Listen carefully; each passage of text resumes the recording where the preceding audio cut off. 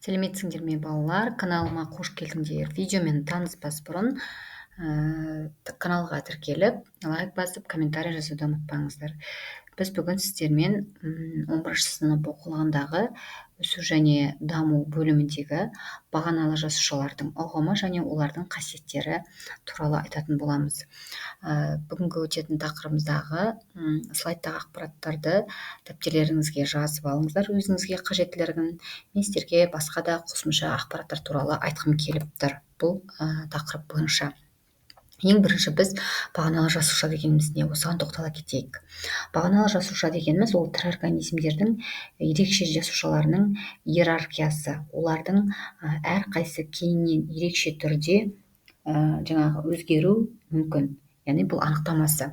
Енді тағы да басқаша айтатын болсақ, бұл бағаналы жасушалар бұл ағзадағы барлық басқа жасушаларға негіз болатын арнайы қызметке әлі маманданбаған жасушалар деп айтсақ болады.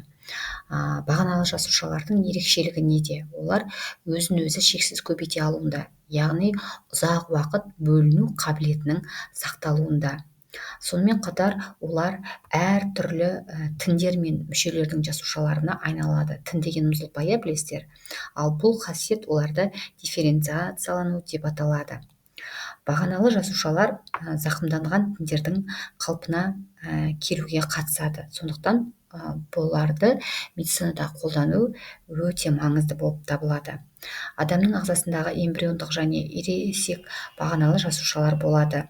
Эмбриондық бағаналы жасушалар кез келген жасушаның түріне айналуға қабілеті өте жоғары. Ересек бағаналы жасушалар көбіне өз тініне тән жасушаларды түзеді. Мысалы, сүйек кемігінде қан жасушаларын жасайтын бағаналы жасушалар бар. Бағаналы жасушалар жарақаттан кейін ұлпалардың қалпына келуіне тездетеді немесе көмектеседі. Зертханада оларды өсіру арқылы ғалымдар аурулардың емдеудің жаңа әдістерін қазірдің өзінде іздестіруде. Сондықтан бағаналы жасушалар биологияда, соның ішінде медицинада өте көп зерттеу объектісі болып табылады. Жалпы YouTube'тан өздеріңіз видеолар көрсеңіздер, орысша ақпараттар өте көп, яғни стволовые клетки деп жазсаңыздар, қазір өте көп қолданыста ие болып жатыр, соның ішінде медицинада.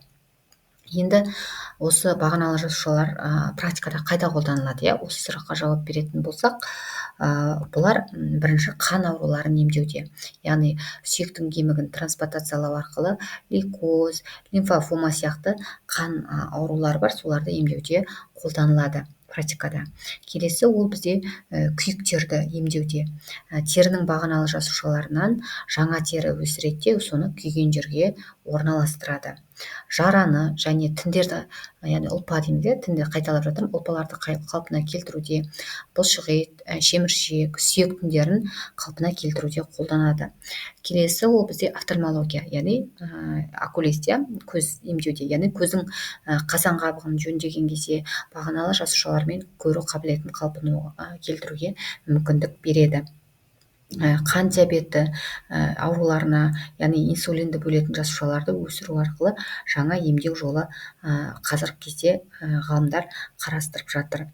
Одан басқа жүрек инфарктісі, яғни зақымданған ұлпалардың жүрегінің ұлпасын қалпына келтіру мақсатында қолданады. Нейрологиялық ауруларда Паркинсон, бізде тақырыптарыңызда берілген, мені қарасаңыздар, Альцгеймер, жұлын жарақаттарын, жүйке жасушаларын қалпына келтіруге бағытталған зерттеулерде, яғни практикалар жүргізіледі. Одан басқа дәрілерді тексеруде, яғни бағаналы жасушалардан жасалған ұлпалар жаңа препараттардың қауіпсіздігін тексеруге пайдаланылады. Органоидтарды жасауда, яғни мини мүшелер дейміз, соларды өсіріп ауруларды зерттеуге көмектеседі. Одан басқа косметологияда, мысалы, жасушалық терапия арқылы теріні жасартуға арналған әдістерді қолданады. Яғни қазіргі кезде оның ғылыми дәлелдері өте көп.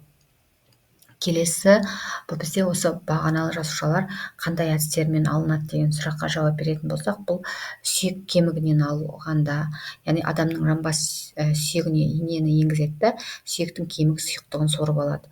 Онда қан түзілуге жауапты бағаналы жасушалар өте көп болып келеді екен.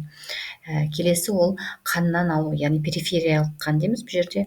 Арнайы препараттар арқылы бағаналы жасушаларды қанға шығарып, кейін қаннан аппаратпен бөліп алады. Яғни бұны көбінесе бағана айтып кеткендей трансплантация жасаған кезде қолданады. Мысалы лейкоз деп айтып кеттім ғой сол уақыттарда. Келесі кіндік қанынан алу дейді, яғни босану кезінде кіндік пен плацентада қалған қанды жинап, содан бағаналы жасушаларды бөліп алады. Яғни бұл жасушалар жас, белсенді және медициналық банктарда ұзақ сақталады. Және де ұлпалық биопсия арқылы алу дейді. Мысал ретінде тері, бұлшық ет немесе шеміршек тіннің кішкентай бөлігін алады да оны зертханада бағаналы жасушаларын бөледі. Эмбриондық жасушаларды алу, мысалы ретінде ерте кезеңдегі эмбрионнан алынады. Бұл әдіс көбінесе ғылыми зерттеулерде этикалық талаптар бойынша қатаң бақылаумен жүргізіледі. Одан басқа индуцирленген плюрипотентті жасушаларды алу, яғни ересек адамның қарапайым жасушаларын, мысалы ретінде тері жасушасын алатын болсақ, генетикалық жолмен бағаналы күйге қайта бағдарламалау қазіргі замандағы ең қауіпсіз әрі этикалық әдіс болып табылады. Тыңдағандарыңызға рахмет, сау болыңыздар.